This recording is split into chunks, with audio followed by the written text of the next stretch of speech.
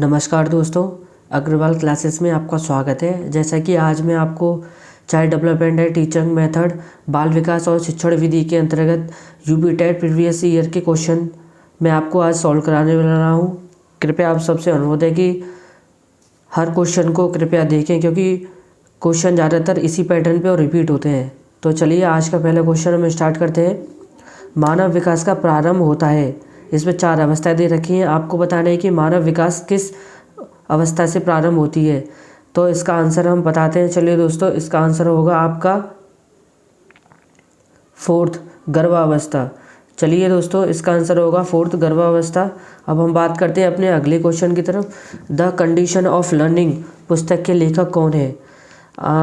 दोस्तों चलिए इसका आंसर देखते हैं। इसका आंसर क्या होगा? द कंडीशन ऑफ लर्निंग पुस्तक के लेखक हैं इसमें R.N. गेने। ठीक है दोस्तों, तो इसका आंसर होगा 2nd R.N. गेने। अब हम बात करते हैं अपने तीसरे क्वेश्चन की तरफ। किशोरावस्था बड़े संघर्ष, तनाव, हमला व विरोध की अवस्था है। यह कथन किसका है? दोस्तों आपको जैसा कि मालूम होगा, किशोरावस्था में बहुत ही संघर्षपूर्ण होता है, बहुत ही तनाव होता है, बहुत ही हमला व विरोध की अवस्था होता है। यह वाक्य किसने दिया गया था? तो दोस्तों इसका आंसर हम देखते हैं। इसका आंसर देखते हैं गुरु दोस्तों, फर्स्ट स्टेन हॉल। ठीक है, इसका आंसर होगा स्टेन हॉल। दोस्तों आगे चौथे क्वेश्चन की तरफ बढ़ते हैं। सूक्ष्म शिक्षण के भारतीय प्रतिमान में कुल कितना समय लगता है? मतलब सूक्ष्म जो total timing taken in Indian model in teaching में कितने मिनट का समय होता है दोस्तों? तो चलिए इसका आंसर हम देखते हैं। इसका आंसर होगा 36 मिनट 4th। ठीक है दोस्तों, इसका आंसर होगा 36 मिनट 4th। चलिए हम अब आगे की तरफ बढ़ते हैं दोस्तों। अपना 5वां क्वेश्चन। सीखने का पठार सीखने की प्रक्रिया के मुख्य अभिलक्षण हैं जो उस स्थिति को प्रकट करते हैं जिसमें सीखने की प्रक्रिया में कोई उन्नति नहीं होती। यह कथन किसके द्वारा दिया गया है? दोस्तों इसका 4 ऑप्शन है। कृपया आपने पॉज करके आप अपने दिमाग से सोच के इसका आंसर लगाइए और फिर हमारे साथ में मिलाइए कि आपका ये आंसर सही बैठता है या गलत बैठता है। अगर आपका आंसर गलत बैठता है तो आपको इसका बार बार रिपीट करने की ज़रूरत है और अपनी थ्योरी जो भी आपने याद करी उसको रिपीट करने की ज़रूरत है। चलिए इसका आंसर देखते हैं। इस कथन का किसके द्वारा दिया है? तो ये कथन दोस्तों रॉस के द्वारा दिया है, 2nd। ठीक है, तो चलिए अब आगे बढ़ते हैं अपने छठे क्वेश्चन की तरफ। यदि शिक्षक कक्षा में एक छात्र को समस्यात्मक बालक के रूप में पाता है तो वह क्या करेगा? ठीक है दोस्तों, तो 4 ऑप्शन है आपके आगे। आप सोचिए, विचार करिए कि इन चारों ऑप्शन में से कौन सा सबसे अच्छा आंसर हो सकता है। ठीक है दोस्तों, तो आप चारों ऑप्शन भी ठीक है, बट इन चारों में से सबसे अच्छा कौन सा हो सकता है वो आपको चुनना है इसमें। तो देखिए इसका आंसर बताते हैं। चलिए, बच्चों को परामर्श देना चाहिए, 2nd ऑप्शन। ठीक है, इसका तो आंसर होगा 2nd ऑप्शन दोस्तों। तो चलिए हम आगे बढ़ते हैं अपने 7वें क्वेश्चन की तरफ।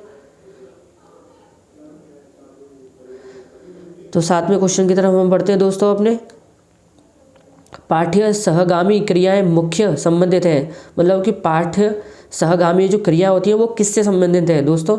तो चलिए हम आगे बढ़ते हैं। इसका आंसर क्या होगा? सोचिए, विचार करिए और बताइए। चलिए इसका आंसर की तरफ बढ़ते हैं। 7वें का आंसर होगा फर्स्ट, छात्रों के सर्वांगीण विकास से। दोस्तों इसका आंसर होगा पहला। चलिए 8वें क्वेश्चन की तरफ चलते हैं। निम्न में से किसने अधिगम सिद्धांत का प्रतिपादन नहीं किया है?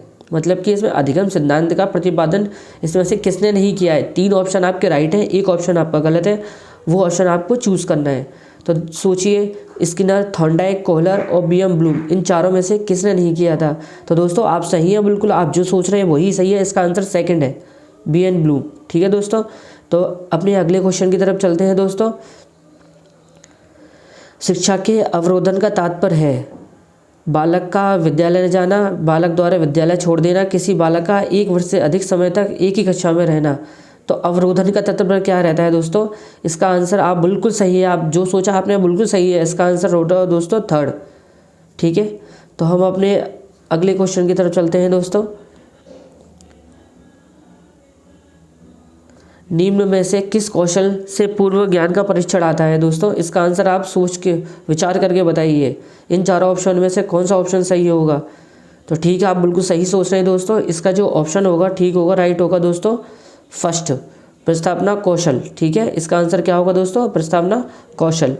अब आगे देखो आगे क्वेश्चन की तरफ बढ़ते हैं। किसने बहुविमात्मक प्रज्ञा का प्रत्यय दिया? चलिए सोचिए, विचार कीजिए, ये किसने दिया था बहुविमात्मक प्रज्ञा? तो इसका आंसर हम बिल्कुल सही सोच रहे हैं आप, इसका आंसर होगा गार्डनर, थर्ड। ठीक है, अब हम बात करते हैं अपने अगले 12वें क्वेश्चन की तरफ। डिसलेक्सिया में यह करने की कठिनाई होती है। डिसलेक्सिया किसी विद्यार्थी को होता है तो वो क्या चीज़ नहीं कर पाता है? सबसे ज़्यादा कठिनाई किस चीज़ में होती है? तो आपको जानते हैं डिसलेक्सिया मैंने आज इसका किस ऑप्शन के अंतर्गत ठीक हो। आप एक ट्रिक देखिए दोस्तों, 12वें में जो डिसलेक्सिया है, लेक्सिया का मतलब क्या होता है दोस्तों? देखिए लेक्सिया जो है ये एक शब्द है लेक्सिया, एल ई से क्या बनता है? लर्निंग। याद रखना, लर्निंग, याद करना या पढ़ना। तो इस तरीके से आप LE लर्निंग, और लर्निंग को क्या कहते हैं? स्पेलिंग या लर्निंग रीडिंग। ठीक है, तो इस तरीके से इसका ऑप्शन होगा चौथा सही। ठीक है, ट्रिक बनाए कि अपना आगे बढ़िए। अब दोस्तों चलो आगे बढ़ते हैं अगले क्वेश्चन की तरफ। 13, निम्न में से क्या समावेशी कक्षा में शिक्षक की भूमिका नहीं है? मतलब कि इसमें से 4 ऑप्शन में से कौन सी एक शिक्षक का भूमिका है जो समावेशी कक्षा में शिक्षक की भूमिका नहीं है? अब चारों में से एक ऑप्शन चूज करना है।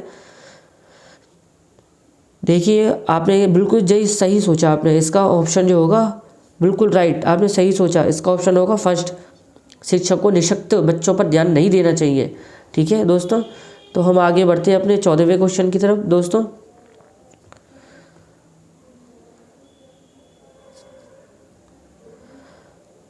कक्षा में छात्रों को प्रश्न पूछने के लिए क्या करना चाहिए? शिक्षक को प्रेरित करना चाहिए, रोक देना चाहिए, अनुमति नहीं देना चाहिए, हस्तोत्साहित करना चाहिए?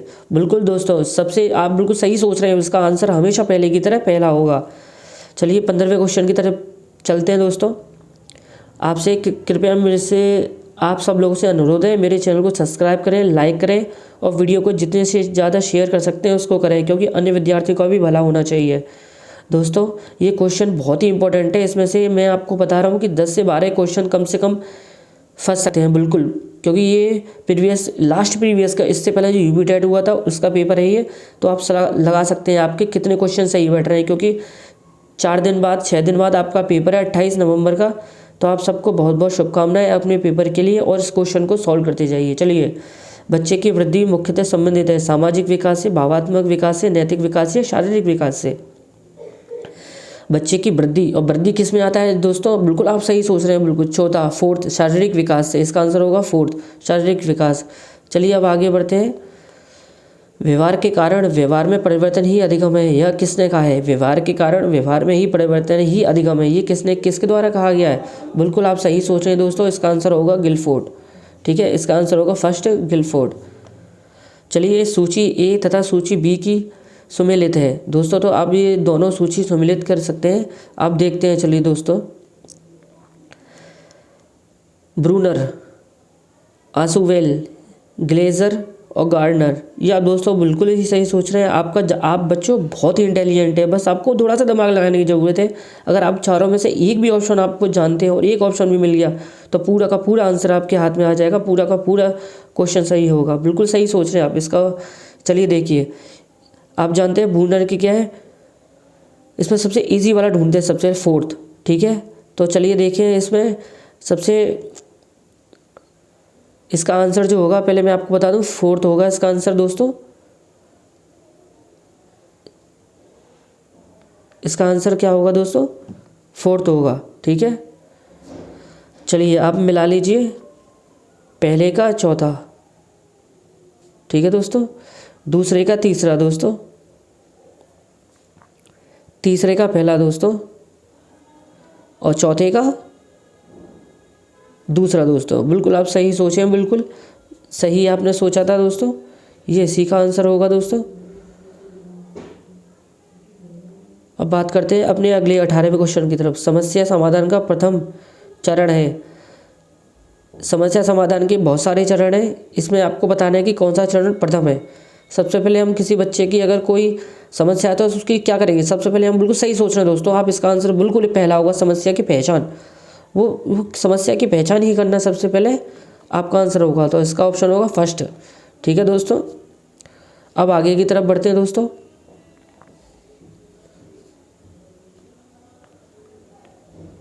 अपने अगले क्वेश्चन की तरफ। बालकों का अधिगम सर्वाधिक प्रभावित होता है जब, इन 4 ऑप्शनों को पढ़िए दोस्तों, उन 4 ऑप्शन में से जो सही है उसको आप चूज़ किए बिल्कुल। हाँ बिल्कुल दोस्तों, आप बिल्कुल सोचना सही है दोस्तों, आपका आंसर होगा इसमें बिल्कुल सही दोस्तों। फर्स्ट आंसर होगा इसका बिल्कुल दोस्तों सही होगा बिल्कुल। चलिए दोस्तों अपने अगले क्वेश्चन की तरफ चलते हैं। स्मृति स्तर एवं बोध स्तर के शिक्षण प्रतिमान की संरचना में कौन सा सोपान उभयनिष्ठ है? बिल्कुल दोस्तों आप सही सोच रहे हैं, इसका आंसर क्या होगा? हाँ दोस्तों, अन्वेषण, प्रस्तुतिकरण, तैयारी या सामान्यीकरण। हाँ बिल्कुल दोस्तों सही सोच रहे हैं आप, इसका आंसर बिल्कुल राइट होगा। आपने जो सोचा है सेकंड, प्रस्तुतिकरण, ठीक है, प्रस्तुतिकरण, ठीक है। अब आगे बढ़ते हैं अपने 21वें क्वेश्चन की तरफ दोस्तों।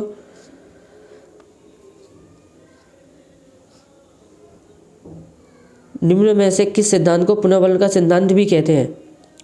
पुनर्वलन का सिद्धांत किसे कहते हैं? तो बिल्कुल दोस्तों आप सोच रहे हैं, बिल्कुल सही है। इसका आंसर आप सोचिए क्या हो सकता है।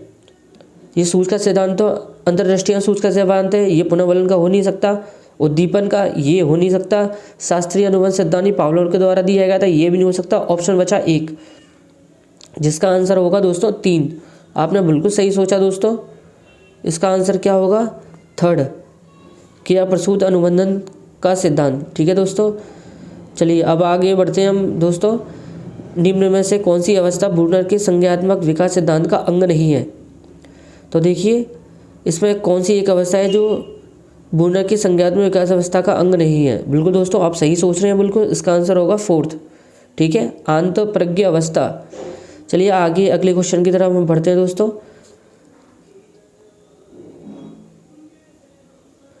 मॉरिसन ने बोध स्तर के शिक्षण प्रतिमान के 5 पदों का वर्णन किया है। वो 5 पद को आपको सही क्रम लगाना है दोस्तों। तो 5 क्रम को सही लगाने का क्या तरीका है वो आप बिल्कुल सोचिए, दिमाग से बैठिए, क्योंकि ये क्वेश्चन बिल्कुल ही ऐसे ही टाइप के डिट्टो यही क्वेश्चन 2 कॉपी आ सकते हैं। हर साल क्वेश्चन नहीं भी उठ रहे दोस्तों। तो कृपया आपसे अनुरोध है कि इन क्वेश्चनों को ज़रूर से ज़रूर देखें। क्या पता 10 मिनट की वीडियो की आप देखें और उसमें कम से कम 10 क्वेश्चन बच जाए। तो सही सोचा आपने, इसका आंसर होगा दोस्तों फर्स्ट, ठीक है दोस्तों। तो सबसे पहले क्या होगा, खोज करेंगे। सबसे पहले कोई चीज़ हुई तो उसकी खोज करेंगे। उसके बाद दोस्तों क्या करेंगे, प्रस्तुतिकरण करेंगे उसका। उसके बाद दोस्तों आत्मीकरण करेंगे, अंदर से सोचेंगे। उसके बाद संगठन की व्यवस्था करेंगे। और आखिरी में वाचन या अभिव्यक्तिकरण करेंगे, ठीक है दोस्तों। तो चलिए अपने 24वें क्वेश्चन की तरफ बढ़ते हैं। निम्न में से कौन सा संज्ञानात्मक क्षेत्र में संबंधित नहीं है? इन चारों में से कौन सा संज्ञानात्मक क्षेत्र से संबंधित नहीं है? आप चारों में से चूज करना है, अनुप्रयोग, बोध, अनुमूल्यन या ज्ञान। तो देखिए अनुप्रयोग भी है, ज्ञान भी है, बोध भी है। एक ऑप्शन बचता है इनमें, अनुमूल्यन। तो इसका आंसर क्या होगा दोस्तों? अनुमूल्यन। आप 3 ऑप्शन में, आप 4 ऑप्शन है आपके पास। तो अगर आपको 3 ऑप्शन मालूम है कि किसके बारे में क्या दिया गया है, तो आप 3 को देख लीजिए और एक जो बचा वही आपका आंसर होगा। ज़्यादातर 90% लड़के जो पास होते हैं, 90 से 95% वो ऐसे ही करके पास होते हैं, ठीक है दोस्तों। तो चलिए हम आगे बढ़ते हैं अपने अगले क्वेश्चन की तरफ।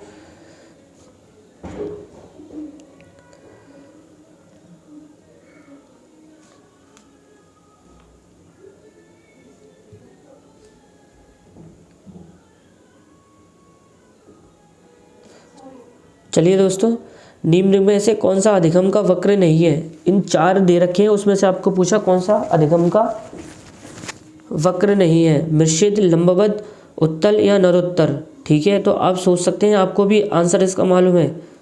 मिश्रित होता है जो नरोत्तर और उत्तर को मिलके बनता है। एक नरोत्तर होता है, एक उत्तल होता है। तो इसमें सबसे बिल्कुल आप सही सोच रहे हैं, इसका आंसर सेकंड, जो वक्र नहीं है। चलिए अगले क्वेश्चन की तरफ बढ़ते हैं, 26 की तरफ। स्तंभ ए और स्तंभ बी का सुमेलित कीजिए। दोस्तों आपको चारों में से किस किस ने सिद्धांत है वो आपको देखना है। चलो दोस्तों, जैसे कि मैंने आपको बताया था कि हमको अगर चारों में से एक भी ऑप्शन मालूम है तो हम बिल्कुल उसका सही क्लिक कर सकते हैं, ठीक है। तो देखिए इंटेलिजेंसी, इंटेलिजेंसी ये किसने दिया था दोस्तों? थॉर्नडाइक ने। ठीक है, इंटेलिजेंसी किसने दिया था? थॉर्नडाइक ने। तो आप देखिए पहले में तीसरा है कोई, यहाँ देखिए ये रहा पहले का तीसरा, तो यही ऑप्शन आपका राइट होगा, तीसरा। चलिए अगले क्वेश्चन की तरफ बढ़ते हैं दोस्तों। विकास कभी भी समाप्त होने वाली प्रक्रिया है, ये किसके द्वारा कहा गया है? किस सिद्धांत? यह कथन विकास के किस सिद्धांत से संबंधित है? ठीक है, विकास कभी ना समाप्त होने की प्रक्रिया है, यह कथन किस विकास के किस सिद्धांत से संबंधित है दोस्तों? तो चलिए आगे बढ़ते हैं। एकीकरण ये हो नहीं सकता, अंतर संबंध ये अलग है, निरंतरता का सिद्धांत ये हो भी सकता है, अंतक्रिया तो ये है ही नहीं है दोस्तों। तो इसका ऑप्शन ऑटोमेटिक आप सही सोच रहे हैं, इसका ऑप्शन दोस्तों क्या होगा? थर्ड, निरंतरता का सिद्धांत। ठीक है, अब हम बात करें संविधान के किस संशोधन से शिक्षा का एक मौलिक अधिकार है दोस्तों? ये तो बच्चा मतलब आपको क्या बताया, जो तैयारी कर रहा है उसको ये मालूम होना चाहिए, क्योंकि शिक्षा से संबंधित है और शिक्षा के ही क्वेश्चन आए, क्योंकि शिक्षण विधि आप चाइल्ड डेवलपमेंट के बारे में जानते हैं, उसके बारे में सब कुछ संविधान के बारे में मालूम होना चाहिए। चलिए बिल्कुल आप सोच रहे हैं बिल्कुल सही है बच्चों, ज़्यादातर 99% बच्चों का ये % सही है। चलिए इसका आंसर होगा 52 संशोधन। ठीक है दोस्तों, इसका आंसर होगा 52 संशोधन। चलिए आप सेकंड लास्ट क्वेश्चन की तरफ चलते हैं दोस्तों। आपसे अनुरोध है कृपया मेरे चैनल को सब्सक्राइब करें और लाइक करें। और दोस्तों मेरा ये स्टार्टिंग का चैनल है, मैं अभी शुरुआत करी है, अगर मेरे से कोई भी गलती हो तो कृपया मुझे क्षमा करें और मेरे चैनल के साथ और मेरे साथ जुड़ें। आपको भविष्य में होने वाली जितने भी एग्ज़ाम है मैं आपको बताता हूँ कि आप कितना अच्छा स्कोर कर सकते हैं, क्योंकि दोस्तों मैं भी इस परिस्थितियों से गुजर चुका हूँ। मैंने स्टार्टिंग में मेरे को भी नहीं मालूम था कि क्या करना है, कैसे करना है, बट दोस्तों मैं आपके साथ हूँ। आप दोस्तों से अनुरोध है कृपया मेरे वीडियो को देखें और शेयर भी करें और साथ में चैनल को सब्सक्राइब भी करें और अपने फैमिली से भी करवाएं। चलिए आपसे अगले क्वेश्चन की तरफ चढ़ते हैं। अभिप्रेरणा के मूल प्रवृत्ति सिद्धांत के प्रतिपादक थे, कौन थे? बिल्कुल सही है दोस्तों, बिल्कुल आपका सोचना सही है। इसका आंसर होगा फोर्थ, मैकडोगल। ठीक है दोस्तों, तो अपने आखिरी क्वेश्चन की तरफ चलते हैं दोस्तों, आखिरी पड़ाव की तरफ। विकास की किस अवस्था को कोल एवं ब्रूस की संवेगात्मक विकास का अनोखा काल कहा है दोस्तों? तो इन 4 ऑप्शन में से कौन सा सही होगा? दोस्तों सोचिए, अनोखा काल, विकास का अनोखा काल, ये किसने कहा है? ये दोस्तों बिल्कुल आपका सोचना सही है दोस्तों, ये इसकी अवस्था है बाल्यावस्था। ठीक है, तो इसका आंसर होगा बाल्यावस्था। कृपया आप दोस्तों से अनुरोध है कि मेरे चैनल को सब्सक्राइब करें और लाइक करें और इस वीडियो को ज़्यादा से ज़्यादा शेयर करें, और जो भी गलती हुई दोस्तों उसको मुझे कमेंट में बताएं। और आपसे अनुरोध है मेरे चैनल को सब्सक्राइब करें, क्योंकि आपके सहयोग से ही मैं आगे बढ़ पाऊँगा दोस्तों। मुझे आपके कमेंट्स या फिर आपके लाइक या व्यूज़ से मुझे बहुत मोटिवेशन मिलता है। मैं दोस्तों रोज़ ऐसा ही करूँगा। मैं अगला पार्ट दोस्तों आपका हिंदी का डालूँगा, साइकोलॉजी का डालूँगा, फिर सामाजिक विज्ञान का डालूँगा, फिर संस्कृत का डालूँगा। कृपया आप दोस्तों से अनुरोध है कि कृपया आप सब देखें और जो आपके मित्र हैं उनको भी दिखाएं। ठीक है, धन्यवाद।